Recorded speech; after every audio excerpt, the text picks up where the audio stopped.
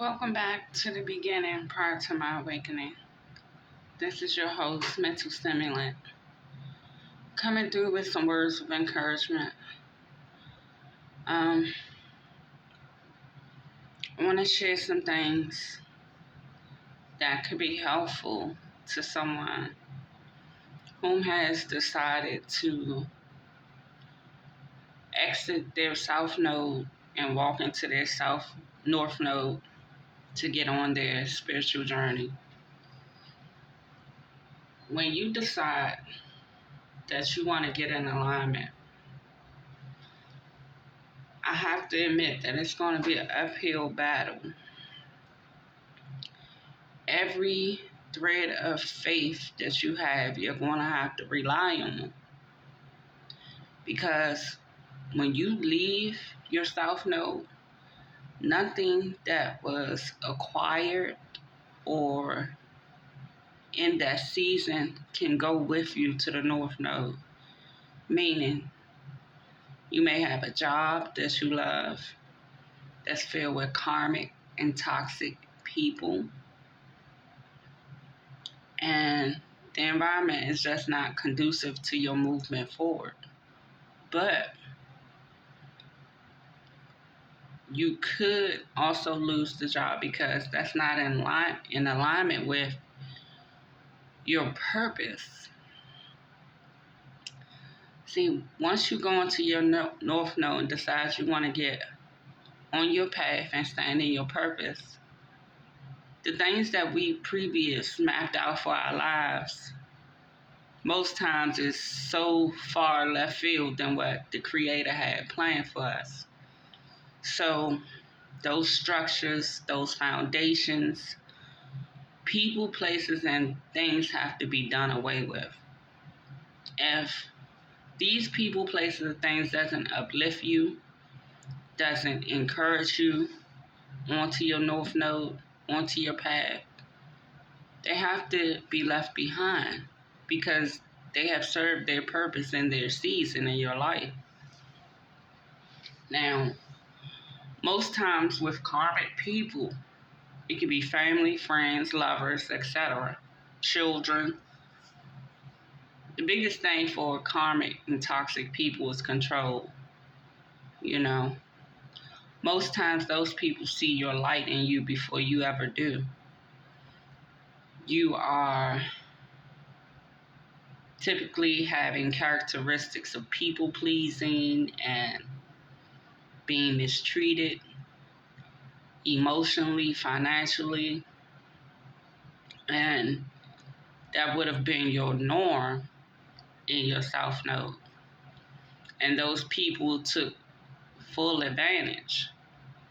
But see, when you decide to get on your path and you have made a conscious decision that you will stand in your purpose and let go of those people, although it's hard sometimes because most times these people you've known all your life.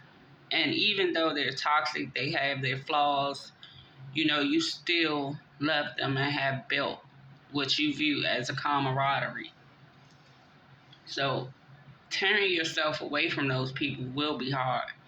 But what you will experience is these people going against you once they see that you're no longer accessible, they have no more use for you, or you're not allowing them to use you as a resource, or those lovers, they're not being able to steal your energy by being in close proximity to you or even laying with you. Because a lot of time when you have purpose, your energy is very valuable.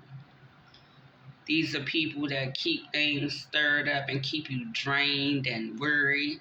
The only way that they can move forward in life is off of your energy. So when you strip that away from them, it's like you're going in their pocket, so to speak. It's like unspoken. It's so much of a spiritual thing. But wicked people, they're aware that they're wicked. You understand? It's just sometimes people who have lights on them and are meant to be purposeful, we sometimes neglect to see it because it's a custom for us. We've been around these people most times since childhood. So we brush it off as, oh, they're just like that. No. People that mistreat you verbally, mentally, spiritually, emotionally, they're not meant to be in your life. They don't deserve you. And most times, those are the people that are around us. So when you make that decision, God requires it be stripped from you. Those jobs that you hate, that are not in alignment with your purpose, they're needed to be stripped from you. And a lot of times it will feel like you're being punished. Imagine building a foundation, you're stable, you have your place, you have your job, you have steady income, family, etc., to where you have to leave with nothing but virtually the clothes on your back. It can be hard to swallow, but it's simply because think of it's something that I always go to visually in my mind. A little girl holding a little bear that she cherishes and has forever. And image of God is standing before her. He has a big life-size teddy bear behind his back, and he's telling her, trust me, give me your bear. And she won't let go. So we have to look at things in that same way. It may be hard, and it may seem unfair. It may seem like you're being punished. But this stuff, these people, places, and things are not good enough for you. When you answer that call and say, okay, God, what will you have me do? I'm ready. You're going to have to go through this. You're going to go through a level of suffering. And sometimes it seems to be at the hands of the people that you once loved. But you got to always remember, nothing can take place without God's approval. Even dark things, mean things, nasty things that happen to us, God has to okay that. But your perspective has to be, why did he okay this? He's killing 2 to 3 birds, probably more with one stone. He's testing your faith. He's building your strength and stamina. He's taking those rose-colored glasses off of your face so he can show you the people around you. He can show you the environment you're around. So the devil can only do what God allows.